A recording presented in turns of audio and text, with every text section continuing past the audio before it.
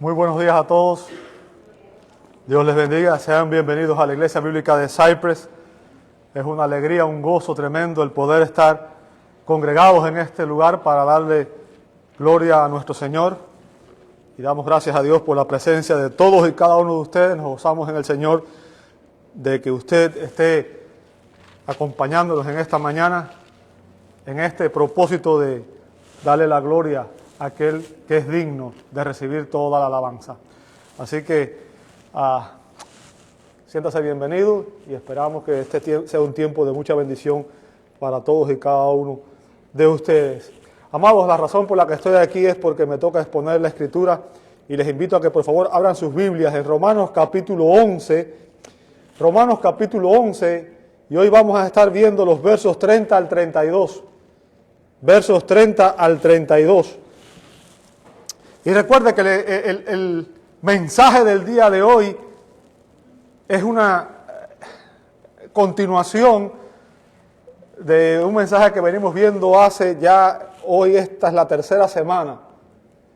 Y el título del mensaje es sobre la restauración de Israel, el propósito de Dios con Israel como nación. Y estamos viendo cómo en medio de este mensaje Dios está obrando para cumplir su propósito eterno. Romanos 11, 30 al 32. Abre tu Biblia, por favor.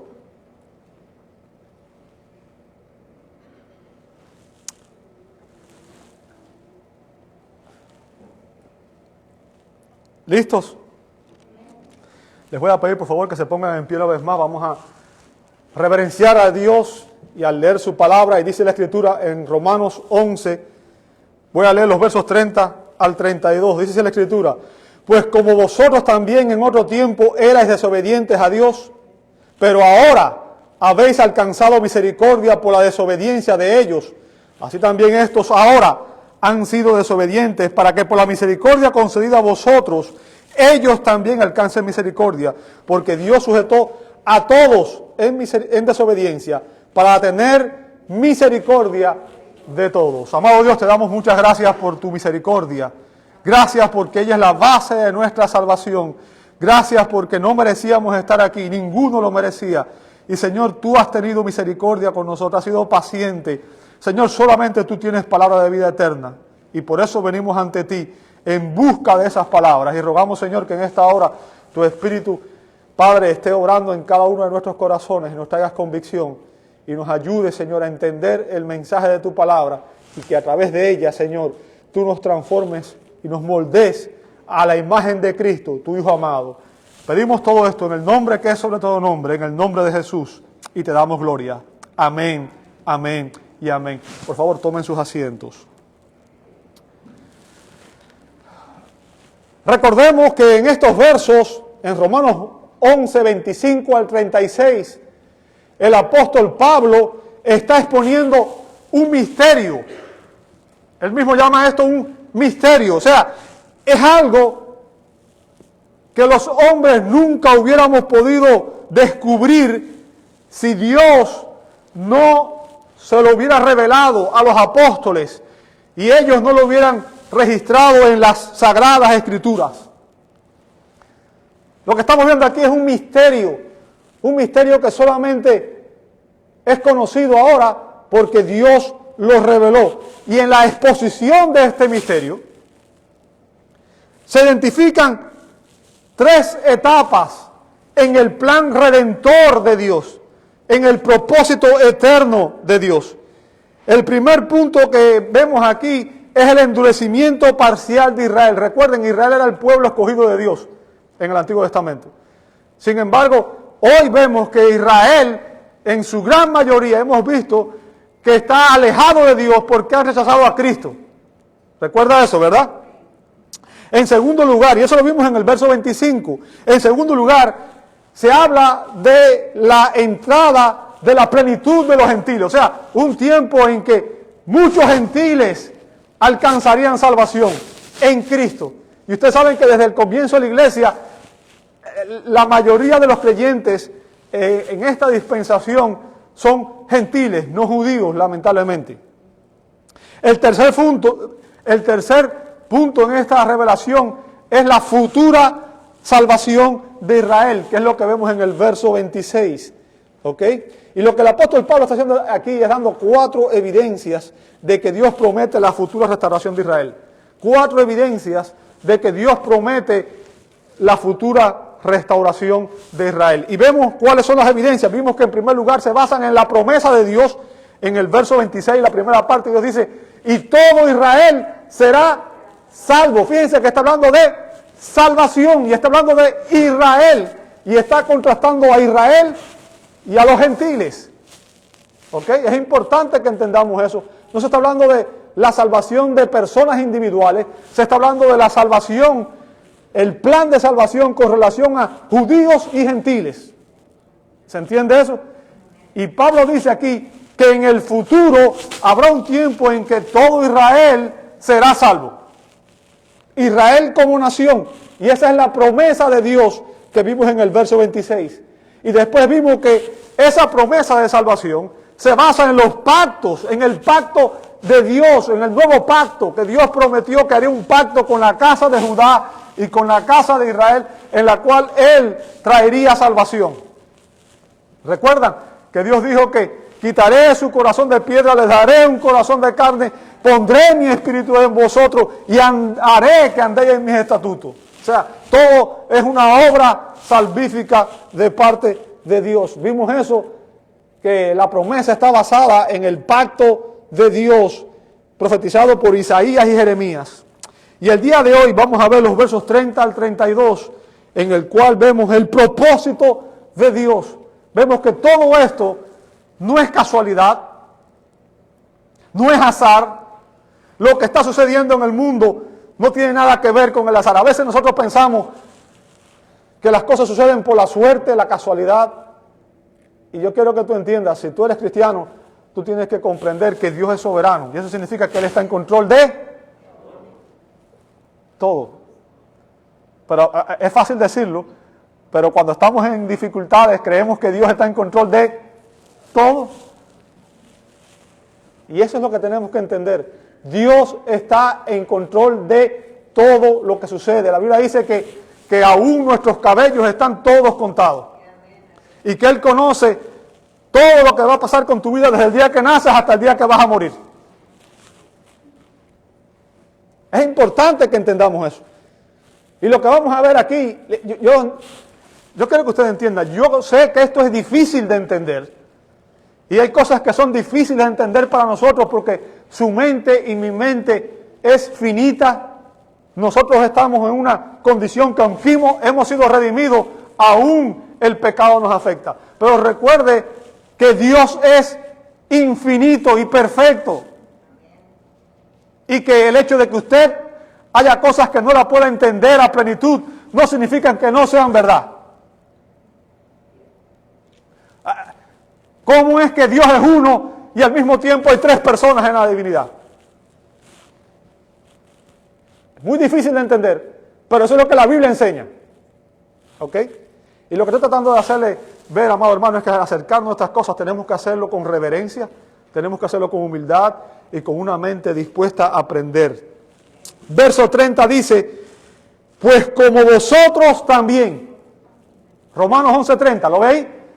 Pues como vosotros también. Ahora, ¿a quién se refiere el apóstol Pablo ahí cuando habla de vosotros? Ok, esa es una muy buena pregunta. El contexto es evidente que Pablo se está refiriendo a los gentiles. ¿Y quiénes son los gentiles? Todos aquellos que no son judíos de nacimiento. Todos nosotros, a menos que usted sea descendiente de Abraham, físico de Abraham, Isaac y Jacob, usted es un gentil, yo soy un gentil. Y digo esto porque hay muchos lugares donde hay personas que son descendientes de judíos. Hay personas judías en varios países. Ustedes saben que los judíos fueron dispersados por el mundo y hay judíos viviendo en muchos países. Ahora, recordemos que Pablo está estableciendo aquí un contraste entre la nación de Israel y los gentiles como grupos de personas, no como individuos. O sea, cuando se habla de salvación, no se está hablando de la salvación individual de aquellos que reciben a Cristo hoy. Se está hablando de la salvación, el propósito de Dios al salvar tanto a judíos como a gentiles. Y recuerde que a pesar de que Dios llamó a Israel a ser el pueblo del pacto, su propósito nunca fue salvar solamente a los judíos, porque Él dijo a Abraham en Génesis 12 que en su simiente serían benditas ¿quiénes? O sea, no solamente los judíos, sino todas las naciones de la tierra.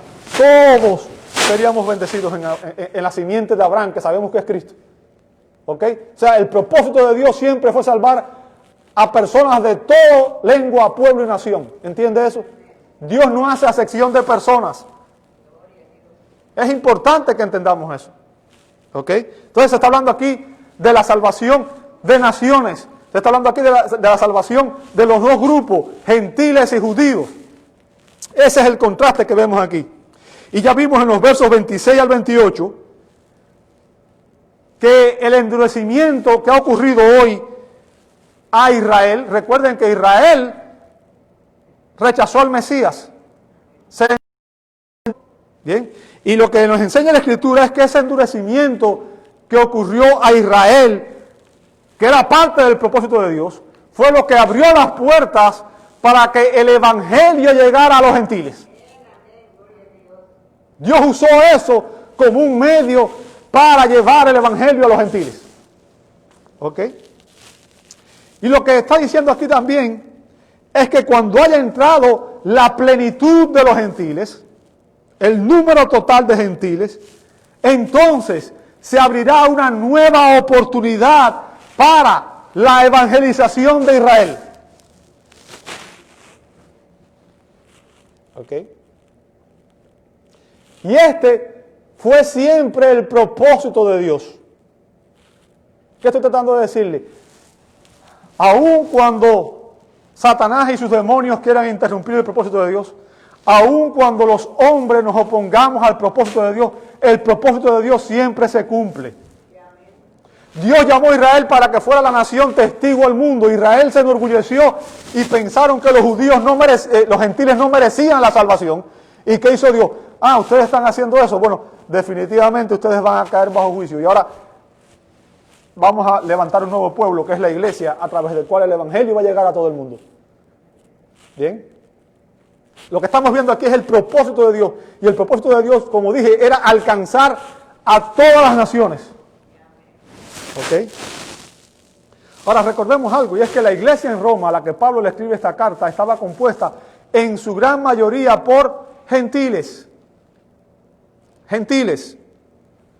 Y Pablo aquí en ocasiones le está hablando a la iglesia, judíos y gentiles, y en ocasiones hace referencias específicas a un grupo de ellos, o a los judíos o a los gentiles en individual. Ahora, Pablo aquí, en este contexto, empieza a hablarle a los gentiles, a vosotros los gentiles. Y dice, Pablo nos recuerda, dice, en otro tiempo, ¿lo ve ahí después? En otro tiempo. Y obviamente, ese otro tiempo se refiere a antes del advenimiento de nuestro Señor Jesucristo. Y lo que está diciendo aquí ahora es cuál era la condición de los gentiles antes del advenimiento de Cristo. ¿Cómo estábamos nosotros los gentiles antes de que Cristo viniera a la tierra? Bueno, la Biblia es clara cuando dice que los gentiles estábamos fuera del reino de Dios. ¿Cómo lo sé? Efesios capítulo 2, verso 12, Pablo dice, en aquel tiempo, ¿lo veis? Se está refiriendo al tiempo pasado. En aquel tiempo estabais, ¿cómo? Sin Cristo, alejados de la ciudadanía de Israel y ajenos a los pactos de la promesa. Note lo que dice después, sin esperanza y sin Dios en el mundo. O sea, los gentiles como pueblo, como grupo, estábamos separados de Dios en 5 maneras diferentes, según este texto. Estábamos sin Cristo, o sea, no teníamos esperanza de un rescate, de un Salvador. Recuerden que Cristo es el que quita el pecado del mundo. A los judíos se le había dado la promesa del Mesías, pero los gentiles no teníamos esa esperanza. ¿Ok? La esperanza de un libertador, alguien que viniera a rescatarnos, a redimirnos de nuestra condición. No teníamos un propósito en el destino. ¿Ok? En segundo lugar, estábamos alejados de la ciudadanía de Israel. ¿Y qué significa eso? Que no pertenecíamos a la nación del pacto, a la nación cuyo Dios era el Dios de Jacob, Isaac y Abraham, el Dios eterno, la nación escogida por Dios, la nación que disfrutaba de la protección y la bendición divina.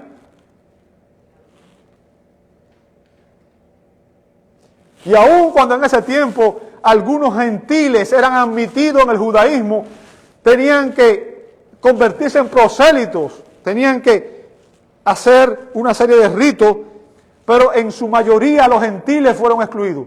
Y aun cuando se convertían en prosélitos, existía una barrera en el templo en la cual los judíos estaban en un lado y los gentiles estaban en otro, porque se consideraban clases diferentes.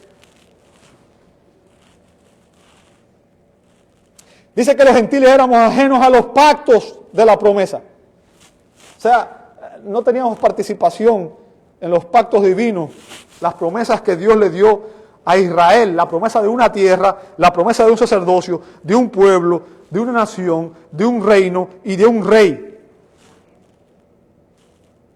Y la promesa de que todos aquellos que creyeran en Él recibirían vida eterna. O sea, y eso prácticamente dice que estábamos excluidos, estábamos sin esperanza, es lo que dice después. Sin esperanza. No esperábamos nadie que viniera a rescatarnos. No esperábamos un reino de justicia. Finalmente estábamos sin Dios. Estábamos sin Dios. Y yo quiero que usted entienda, Dios se ha revelado a la humanidad a través de la creación, revelación en general, en la naturaleza y también en la conciencia, porque fuimos creados a imagen y semejanza de Dios. Y aun cuando esa imagen está distorsionada por el pecado, el hombre tiene aspecto de esa imagen aún en él. Ahora, lo que estábamos haciendo nosotros como gentiles era suprimiendo esa verdad, y en vez de adorar al Dios verdadero, dice Pablo en los 3 primeros del capítulo de Romanos, que lo que estábamos haciendo era cambiando la gloria de Dios incorruptible por semejanza de hombre, adorando a las criaturas antes que al Creador, adorando piedras, imágenes, adorando a un árbol, adorando a cualquier cosa. Nos convertimos en idólatras. Y eso es algo tan evidente que yo no tengo ni que explicarlo, porque usted sabe que hay personas que hoy adoran, se ponen a adorar debajo de un árbol. Y de repente apareció la cara de Cristo en una tortilla. Y ya, vamos a adorar la tortilla porque ya apareció la cara de Cristo. Y a usted le parece algo ridículo, pero para muchas personas no lo es. Esa es la condición caída del hombre. Es idólatra. Es idólatra. Adorábamos muchos dioses. Usted ve Pablo cuando llegó a Atenas, había altares a todos los dioses, y para asegurarse de que estaban bien, hicieron una estatua al Dios no conocido, por si acaso le quedaba alguno.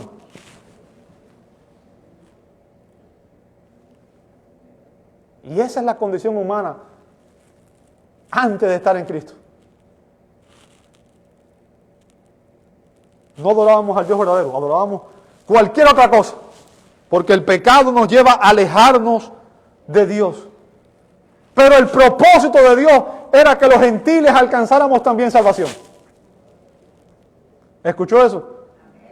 Aun cuando nosotros estamos en esa condición, el propósito de Dios siempre fue alcanzar también a los gentiles.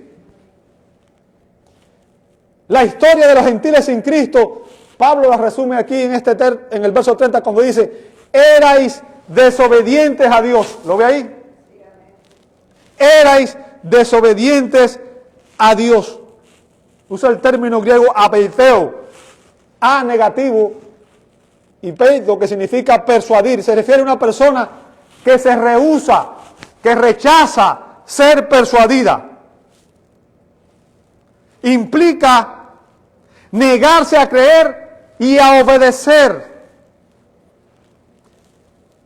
Y habla de una actitud terca y obstinada de incredulidad.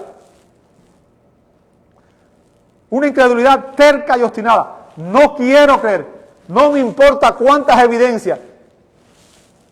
Hay un proverbio popular que dice que no hay peor ciego que el que no quiere ver. ¿Ok? El doctor David Martin Lloyd Jones dice que esta palabra nos recuerda que la fe no es meramente intelectual, sino que implica acción. La voluntad está involucrada tanto como la mente. O sea, la voluntad está involucrada tanto como la mente. Si un hombre cree real y verdaderamente en Dios, se somete a Dios. Lo que está diciendo ahí es que si una persona dice que Cristo es el Salvador, también debe decir que Cristo es el Señor.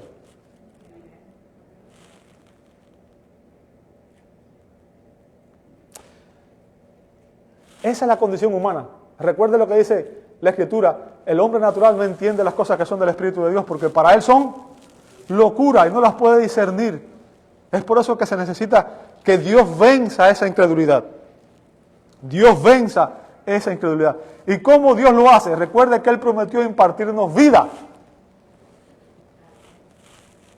Efesios capítulo 2, verso 1 al 3 dice, Efesios 2, 1 al 3, dice la Escritura, y Él, hablando de Dios, os dio vida a vosotros, y está hablándole obviamente también a los gentiles, cuando estabais muertos en vuestros delitos y pecados. Está hablando aquí de la condición humana universal, pero obviamente, dice, Él nos dio vida cuando estábamos como muertos. Y recuerde que en la Biblia hay tres clases de muerte. Tres clases de muerte. La muerte espiritual, que es la separación que existe entre un pecador y un Dios santo. ¿Ok? Y todos nosotros nacemos muertos espiritualmente. Vivos físicamente, pero muertos espiritualmente. ¿Por qué? Porque todos nosotros, el pecado nos separa de Dios. Romanos 3:23 dice, por cuanto todos pecaron, están destituidos, no pueden alcanzar la gloria de Dios. ¿Entiende eso? Esa es la muerte espiritual.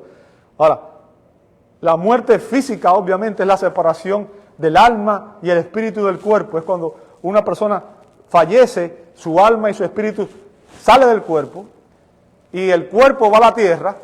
Y obviamente la Biblia dice que el alma y el cuerpo y el espíritu, que es eterno, van a ir a uno de dos lugares. O a la presencia de Dios, dice Pablo, a los creyentes dice, ausente del cuerpo, presente en el Señor, instantáneamente. Pero aquellos que están lejos de Cristo, la Biblia dice que van a la segunda muerte, que es el castigo eterno, la eterna separación de Dios. ¿Ok? Y esa es la tercera muerte. Es cuando una persona muere sin Cristo, no hay esperanza. La Biblia dice, está establecido que los hombres mueran una sola vez y después de esto, el juicio. No hay purgatorio, no hay segunda oportunidad. Lea la enseñanza de Jesús sobre el rico y Lázaro. Después de morir, el rico fue al seno de Abraham, Lázaro fue al seno de Abraham y el rico fue al castigo eterno. Es por eso que es importante que entendamos esto. Esto no es cuestión de juego. Dice que Él nos dio vida cuando estábamos muertos en nuestros delitos y pecados. O sea, la causa de la muerte, ¿cuál es? Bueno, esa fue la causa que trajo muerte a Adán. Pero yo quiero que usted entienda, hoy usted y yo estamos vivos porque estamos en Cristo, pero antes de estar en Cristo, toda persona estaba muerta, no por sus pecados, sino porque por naturaleza somos pecadores. Pecamos porque somos pecadores por naturaleza. ¿Entiende eso? Ok, lo voy a decir de otra manera para ver si lo entienden. Salmo 51 dice David, en pecado me concibió mi madre. Y ya nosotros nacemos con esa condición. Adán antes de nacer, Adán no nació. Adán cuando antes de pecar estaba en una condición santa, no conocía el pecado. Pero usted y yo ya nacemos heredando el pecado. ¿Ve la diferencia? Es por eso que necesitamos este nuevo nacimiento. Y es por eso que pecamos cada día, porque somos pecadores por naturaleza. Dice, estábamos muertos en nuestros delitos y pecados, en los cuales anduvisteis en otro tiempo, siguiendo la corriente de ¿quién? De este mundo. O sea, estábamos haciendo todo lo mismo. Recuerda el dicho también donde dice, ¿dónde va Vicente? ¿Dónde va la gente? Todos hacíamos lo mismo, ¿verdad? Y hacíamos lo que imitábamos lo que hacían los demás. Lamentablemente esa es la condición humana. Dice después, conforme al príncipe de la potestad del aire, el espíritu que ahora opera en los hijos de... Recuerde, esa era nuestra condición antes de estar en Cristo. ¿Qué éramos? Hijos de desobediencia. Fíjense lo que Pablo dice ya en Romanos 11:30, éramos desobedientes a Dios. ¿Ok? Y note después, y esto es importante porque hay personas que cuando se les predica el evangelio dicen, no, yo soy bueno, yo ayudo a todo el mundo. Yo no le hago mal a nadie. ¿Sabe? Jesús le dijo al joven rico, ninguno es bueno sino uno, Dios. Todos nosotros somos pecadores caídos por naturaleza. Ninguno de nosotros es mejor que ninguna otra persona. Eso es algo que necesitamos entender. Dice, verso 3, entre los cuales algunos de vosotros, todos estábamos ahí. Esa era tu condición, mi condición y la condición de todo ser humano. Dice, entre los cuales también todos nosotros vivíamos en otro tiempo. Fíjense, el énfasis, vivíamos. Ya hablando de los que están en Cristo, ya esa no es la condición del que está en Cristo. Bien. Dice, en los deseos de nuestra carne. Y recuerde, ¿qué es la carne? Se refiere a nuestra naturaleza caída. ¿Ok? A nuestra naturaleza caída. Recuerde que nuestros cuerpos aún no han sido redimidos. Pero un cristiano, su alma ya ha sido redimida. Pero cuando Pablo habla de la carne, no se refiere a la carne solamente, sino se refiere al hecho de nuestra naturaleza caída. Haciendo la voluntad de la carne. ¿Qué significa? Hacíamos lo que nos traía satisfacción a toda costa. Lo que queríamos era gratificarnos a toda costa. Es por eso que yo no comparto la psicología moderna. Porque el objetivo de la psicología moderna es que la persona debe sentirse bien a toda costa. Y eso es un error. Porque hay cosas que nos traen satisfacción, pero son pecaminosas y Dios condena.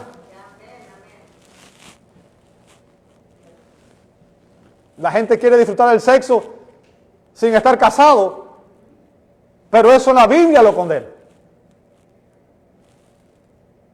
Entendamos eso.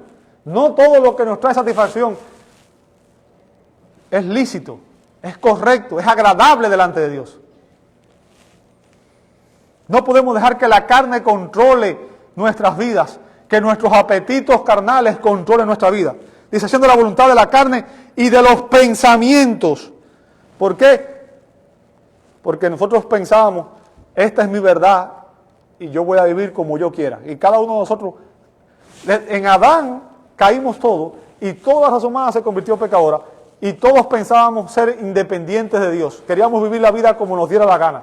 ¿O no? ¿A quién le gusta que alguien venga y le diga lo que tiene que hacer? A nadie, ¿cierto? Todos queremos ser independientes y hacer lo que nos dé nuestros deseos.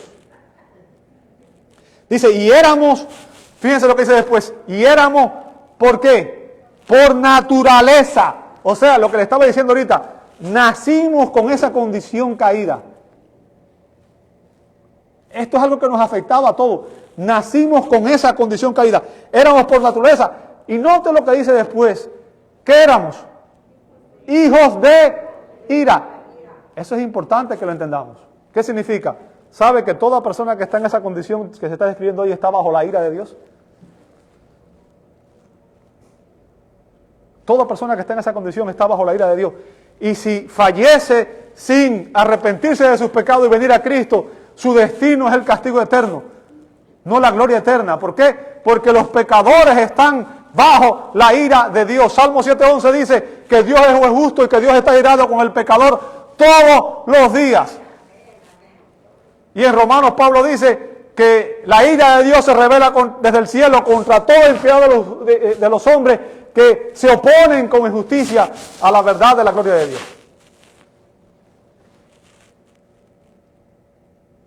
Dice Pablo, lo mismo que los demás. O sea, todos estábamos en esa condición. Y el punto es ese, hermano, que cuando Adán desobedeció, como vimos en Romanos 5:19, toda la raza humana, todos fuimos constituidos pecadores en Adán. Es lo que dice Romanos 5:12. En Adán todos mueren. Estábamos muertos espiritualmente. Como dije, no estábamos muertos por el hecho de que cometimos pecados, sino porque era nuestra naturaleza. Pecamos porque esa es nuestra naturaleza. Es como un ave vuela porque esa es su naturaleza. Un pez nada porque esa es su naturaleza. La naturaleza humana en Adán se convirtió en pecadora. Nacemos en pecado, heredamos ese pecado porque nacemos separados de Dios. ¿Ok? Todos seguíamos ese orden mundial. Es decir, los valores, los estándares del mundo, de la humanidad caída. Y yo creo que nunca como hoy, la Biblia nos advierte, dice que llegarán días en que la humanidad diría bueno a lo que es malo y malo a lo que es bueno. Hoy ser una persona que ama a Dios, obediente a los padres, matrimonios juntos, es visto casi como algo extraño.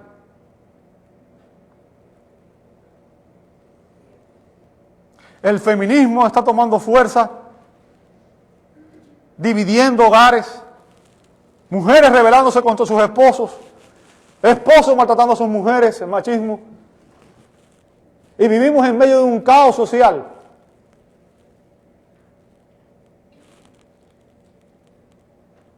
¿Por qué? Porque cuando Dios no está en el centro de nuestras vidas, entonces yo soy mi Dios y yo determino lo que es correcto y yo decido lo que me conviene y lo que no me conviene. Y obviamente lo que me conviene es lo que me conviene a mí, no lo que le conviene a los demás.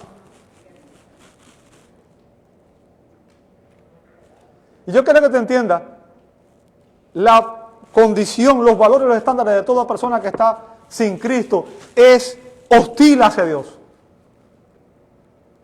Estamos viendo la oposición que hoy hay, aún en este país, que por mucho tiempo se consideró, digamos, el bastión del cristianismo. Estamos viendo cómo ya la iglesia está siendo atacada y perseguida.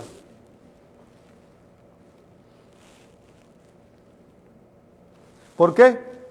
Porque todas esas personas que están sin Cristo, la Biblia lo dice claro aquí, dice, están bajo la influencia del príncipe de la potestad del aire. Hay alguien que los está controlando. ¿Ok?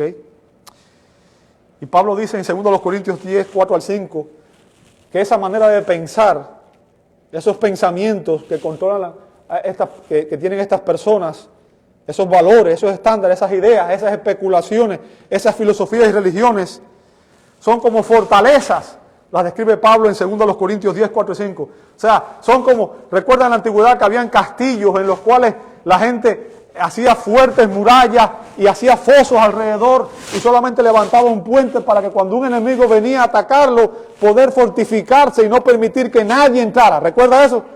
Y Pablo usa esa imagen y dice, toda esa manera de pensar son fortalezas en la mente de las personas en las cuales están cautivos y por eso es que hay tanta gente que está sufriendo de tanta estrés y de tanto pánico y de tanta cosa.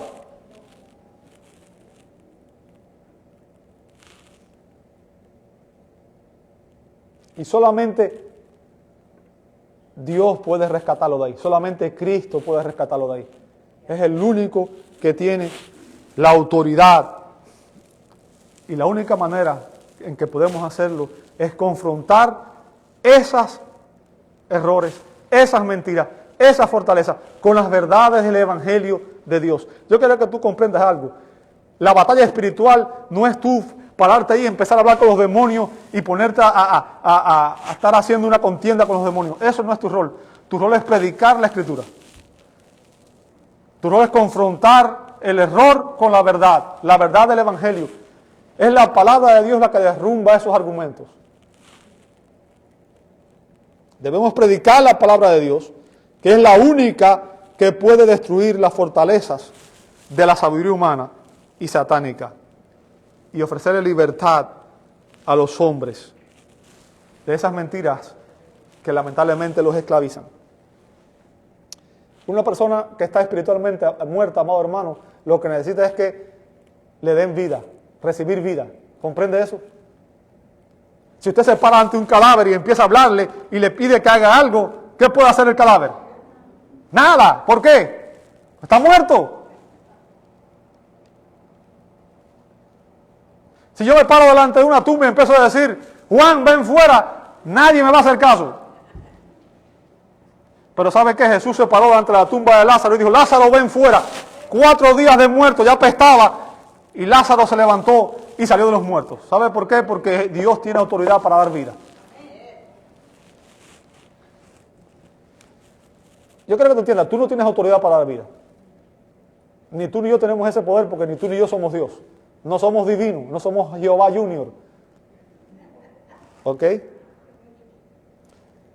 Pero sí tenemos algo que tiene el poder, y es la palabra de Dios. Dice 1 de Pedro 1:23, dice, siendo renacidos, o sea, nacimos de nuevo. Y esto estamos hablando aquí, de dar vida cuando alguien estaba muerto. Dice, siendo renacidos, no de simiente corruptible, sino de incorruptible. ¿Por qué? Por la palabra de Dios, que vive y permanece para siempre. ¿Qué significa? Hermanos, cuando usted encuentra una persona que está sin Cristo, lo que tiene que hacer es predicar el Evangelio. Y el Espíritu de Dios aplica la palabra de Dios, y esos dos son los que imparten vida. Ahora, tu responsabilidad, mi responsabilidad, ¿cuál es? La palabra. El que le imparte vida no eres tú, no soy yo, es Dios. Ahora, lo que quiero que usted entienda es que antes todos los gentiles éramos hijos de desobediencia, hijos de ira, como vimos en Efesios 2, 2 y 3.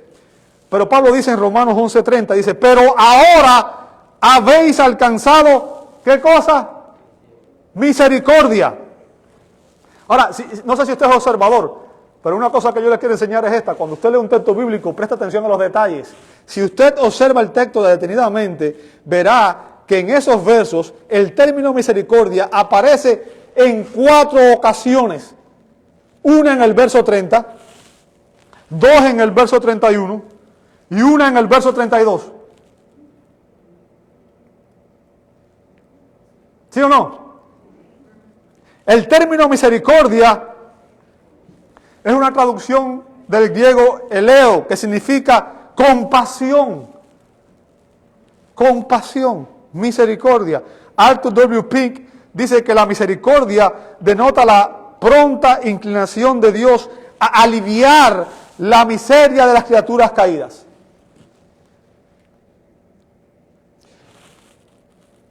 Hermanos, ¿cuál es nuestra mayor necesidad? ¿Cuál es tu mayor necesidad? ¿Cuál es mi mayor necesidad? Si yo le hiciera esa pregunta, ¿cuál es tu mayor necesidad? Y quizás inmediatamente uno piense, bueno, yo necesito el carro del año. O una casa más grande.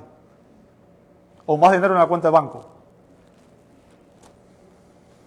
Pero ¿sabes qué? Tu mayor necesidad y mi mayor necesidad es que todos nuestros pecados sean perdonados. Porque ¿de qué sirve que un hombre gane el mundo entero y pierda su alma? ¿Comprendes eso? Todo lo que tenemos en este mundo, amado, es pasajero. Somos peregrinos y extranjeros en este mundo. Nuestro destino eterno depende de nuestra relación con Cristo. Y lo que Pablo hace aquí, amado hermano, es exponer el principio por el cual Dios salva tanto a judíos como a gentiles. La razón por la que Dios nos salva, ¿sabe por qué es? Es por su... No porque lo merecíamos, no porque lo ganamos, no porque somos mejores que otros, no por nada bueno en nosotros, sino por su misericordia.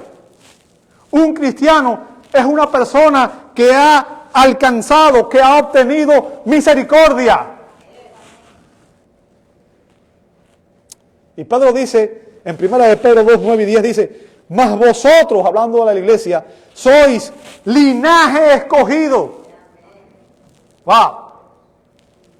Real sacerdocio. Recuerda, esta es una imagen del Antiguo Testamento. Los sacerdotes eran los que intercedían ante Dios por el pueblo y eran los líderes de la nación. Se habla de gobierno, de autoridad. En el Antiguo Testamento había un sacerdocio. Usted, para poder ir a Dios, tenía que ir a través del sacerdote. El sacerdote servía de intermediario entre el hombre y Dios. Y el profeta era la voz de Dios al pueblo. Y el rey gobernaba por el pueblo. Eran 3 oficios, ¿recuerda eso? Pero ¿sabe qué? La Biblia dice que en el Nuevo Testamento, en Cristo, Cristo es nuestro sumo sacerdote. Y que cada creyente es un sacerdote, porque usted, cuando Cristo murió, dice que el velo del templo se rasgó en 2. Y ahora usted y yo en Cristo tenemos acceso al trono celestial. Sus oraciones son escuchadas.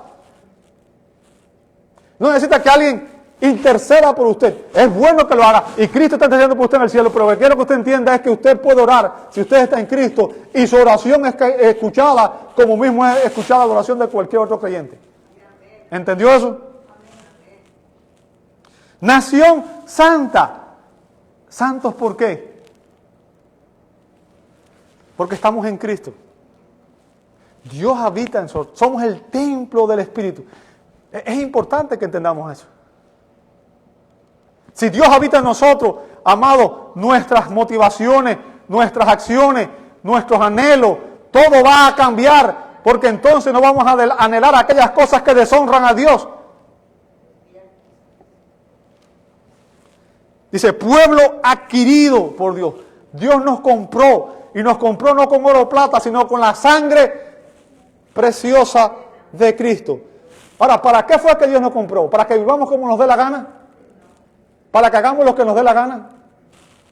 Note lo que dice ahí. Para que anunciemos las virtudes de aquel que nos llamó de las tinieblas donde estábamos a su luz admirable.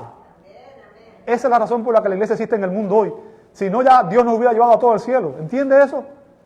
La razón por la que estamos aquí, amados hermanos, es para testificar de Cristo.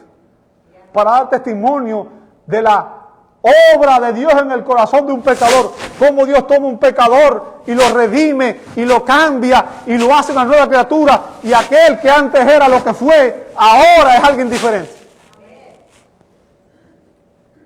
Recuerda el testimonio de Pablo, que antes de ser Pablo era Saulo de Tarso, el perseguidor de la iglesia, el que estuvo allí cuando estaban apedreando a Esteban, el que persiguió a los hermanos. Y después de eso se convirtió en un predicador del evangelio, en un apóstol. Y dijo, con Cristo estoy juntamente crucificado y ya no vivo yo, Cristo vive en mí. Y lo que ahora vivo en la carne, lo vivo en la fe del Hijo de Dios, el cual me amó y murió por mí. ¿Es esa tu experiencia y es esa mi experiencia? Dice el verso 10, vosotros que en otro tiempo no eras pueblo, pero que ahora soy pueblo de Dios. Hablando de los gentiles. Antes no éramos pueblo, ahora, dice, soy pueblo de Dios. Que en otro tiempo no habías alcanzado misericordia, pero que ahora habéis alcanzado, ¿qué cosa? En Cristo hemos alcanzado la misericordia de Dios, el favor de Dios. ¿Ok? Y Pedro está usando aquí un concepto del Antiguo Testamento. Israel era el pueblo escogido de Dios, pero debido a su rechazo al Mesías, Israel perdió temporalmente este privilegio debido a su apostasía y su rechazo al Mesías. Así que hoy Israel está bajo el juicio de Dios hasta un día en que Dios, en su misericordia, tratará con ellos. ¿Ok? Dios tiene misericordia hoy de todos aquellos que estamos en Cristo y nos reconcilia consigo mismo. En Cristo, yo quiero que usted entienda eso, eso es importantísimo de entender. Es en Cristo que hemos recibido compasión, clemencia y el perdón divino. Hemos recibido la misericordia de Dios según su propósito eterno. ¿Ok? Así que Israel hoy está bajo el juicio de Dios, Pero recordemos que dice el verso 30 aquí de Pablo, en el verso de Romanos 11:30, dice, por la desobediencia de ellos. O sea, es por eso que están bajo el juicio de Dios. Están en desobediencia. En una desobediencia activa, recuerden como lo que dije en cuanto al término. ¿Ok? Y fue esa desobediencia lo que abrió la puerta para la evangelización de los gentiles. Una vez más les recuerdo que Pablo está hablando aquí de judíos y gentiles como grupo de personas y no como individuos. Es por eso que coincido con lo que dice el doctor J. Montgomery Boyce, que dice que para apreciar la misericordia debemos verla en el contexto oscuro del pecado. Y John Murray dice que la lección es obvia, es solo en el contexto de la desobediencia que la misericordia tiene relevancia y significado. El punto que quiero hacer es este, es que nunca entenderíamos y apreciaríamos realmente la salvación a menos que entendamos de qué estamos siendo salvos.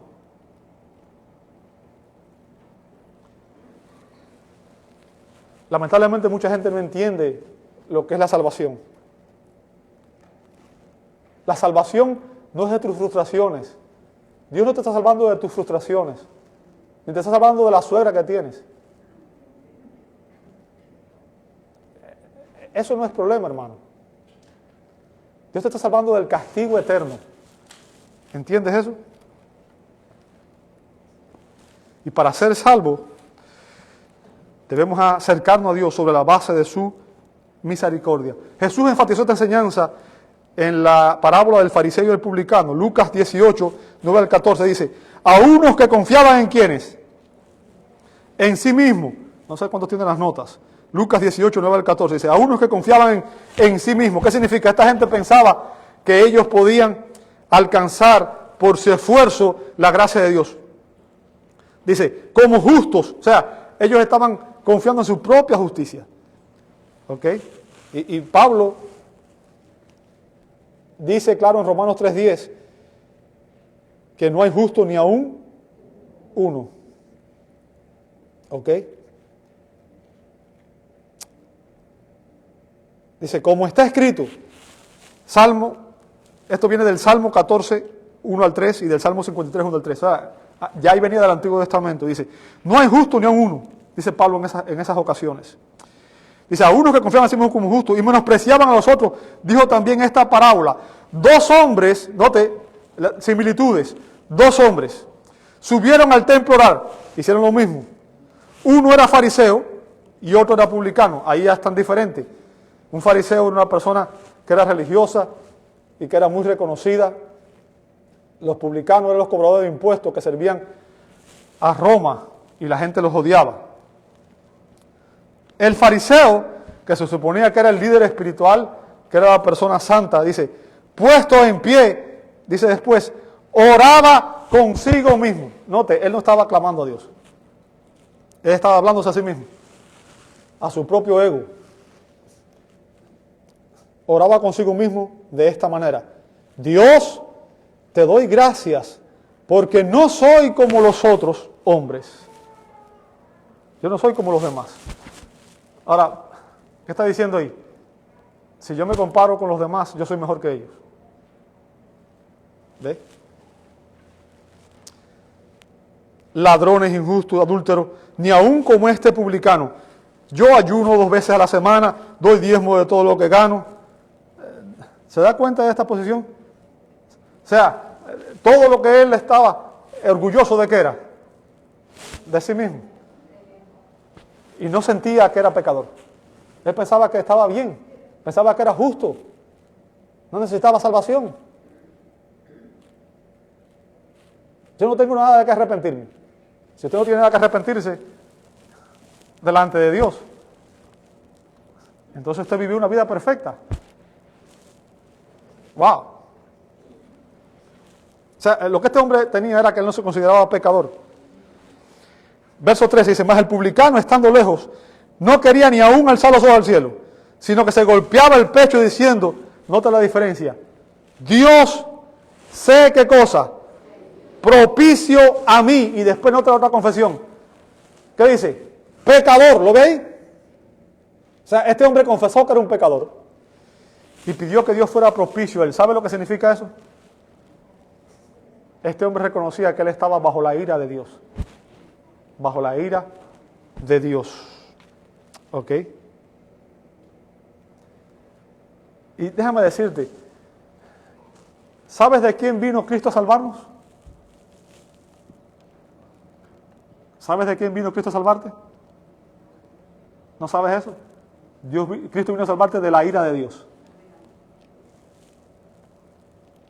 No le temas a aquellos que pueden matar tu cuerpo, teme a aquel que puede mandar tu alma y tu cuerpo al infierno eterno. Dios está irado con el pecador todos los días. Y eso no significa que el Padre está irado y que el Hijo, Dios en su misericordia fue quien trazó el plan de salvación y Él envió al Hijo. Fue la misericordia de Dios la que trazó este plan. Pero a menos que nosotros nos acerquemos a Dios de la manera que Él ha establecido, ningún pecador podría entrar a la presencia de un Dios santo a menos que lo haga en Cristo. ¿Sabe por qué? Porque fue en Cristo que Dios apaciguó su ira. Es en Cristo que Dios nos es propicio. En la cruz del Calvario, Cristo sufrió todo el castigo que debía caer sobre a ti y sobre mí. Y entonces es ahí, en Cristo, que Dios nos es propicio a ti y a mí. Su sangre se convierte en nuestra propiciación. ¿Comprendes eso? Dios solamente va a mirarte con misericordia si tú estás cubierto por la sangre de Cristo, el Cordero de Dios, que quita el pecado del mundo. Solo en Cristo somos perdonados y reconciliados con Dios, dice Efesios 1:7. Y Pablo nos explica la situación actual de los judíos y los gentiles. Dice que esa situación se ha revertido. Verso 31 dice, así también estos ahora han sido desobedientes. O sea, en la antigua dispensación, ya voy a acabar hermano, en la antigua dispensación los gentiles éramos desobedientes a Dios, como vimos al principio, pero ahora son los judíos los que están en desobediencia. ¿Por qué? Porque ellos rechazaron al Mesías y han tratado de establecer su propia justicia, como este fariseo. Bien. En cambio, los gentiles hemos respondido al Evangelio y todos aquellos que hemos recibido a Cristo por la fe hemos sido justificados, hemos sido perdonados. Pero Pablo, conociendo el propósito de Dios, porque Dios se lo reveló, dice que la futura salvación de los gentiles, de los judíos, es inminente. Dice el verso 31, para que por la misericordia concedida a vosotros, hablando de los gentiles, ellos, los judíos, también alcancen, ¿qué cosa? Misericordia. O sea, Dios extenderá su gracia a Israel, al Israel que hoy es incrédulo, tal como lo hizo con los gentiles cuando nosotros éramos incrédulos, según Romanos 5:8. El punto que quiero que entiendan es que la salvación, ya sea de judíos o gentiles, fluye de la misma fuente, de la misericordia de Dios. ¿Ok? De la misericordia de Dios. Dios se ha comprometido a sí mismo por su propósito eterno, por su pacto de amor, a injertar nuevamente a los judíos en el olivo y a otorgarle su gracia a Israel. Eso se basa en la misericordia de Dios, según vemos en Oseas capítulo 1, versos 6 al 10. Y finalmente Pablo dice a continuación en el verso 32, porque Dios sujetó a todos en desobediencia, ¿para qué? Para tener misericordia de ¿quiénes? Ahora, cuando dice esto, hay que tener cuidado, no malinterpretarlo. Recuerdo una vez más, Pablo está hablando aquí, todos de los dos grupos, judíos y gentiles. Pablo no está enseñando aquí que Dios es el autor del pecado, porque fíjense que dice, Dios sujetó a todos en desobediencia. Pero eso no significa que Dios es el autor del pecado. Tampoco Pablo está enseñando que Dios va a tener misericordia de todos, en el sentido de que Dios va a salvar a todos. ¿Ok? Lo que está diciendo ahí es que Dios permitió la caída de la raza humana en pecado. Dios la permitió. Y tanto judíos como gentiles hoy, que se encuentran en un estado de incredulidad, Dios lo hizo de esa manera para poder tener misericordia tanto de unos como de otros. Fue su propósito eterno, rescatarnos a los dos grupos. Y de esa manera, Él pudiera recibir la gloria al demostrar su gracia y su misericordia a pecadores desobedientes.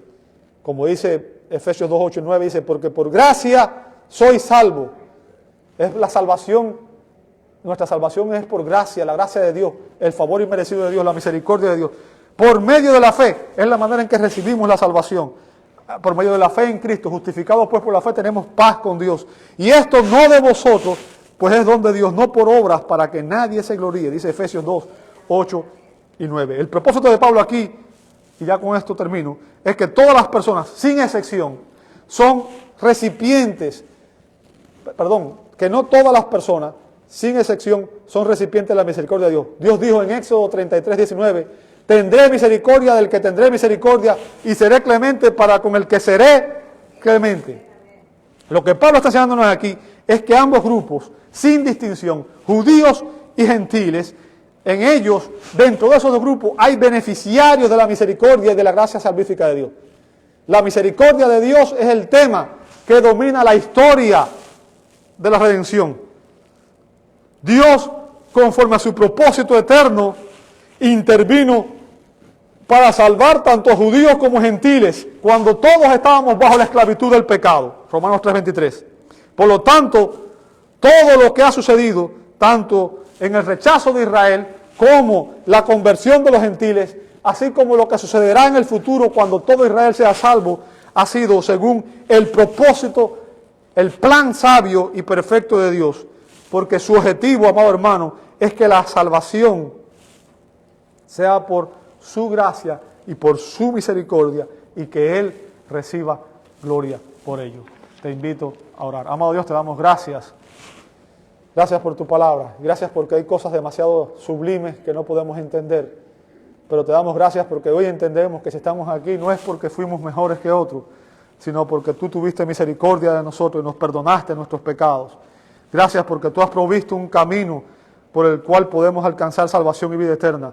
Jesús dijo, yo soy el camino, la verdad y la vida, y nadie viene al Padre si no es por mí. Señor, ayúdanos a entender esa verdad y a amarte y a someternos a Cristo, a recibir a Cristo, aquellos que no lo han hecho como Salvador y Señor. Lo pedimos en el nombre de Jesús. Amén y amén.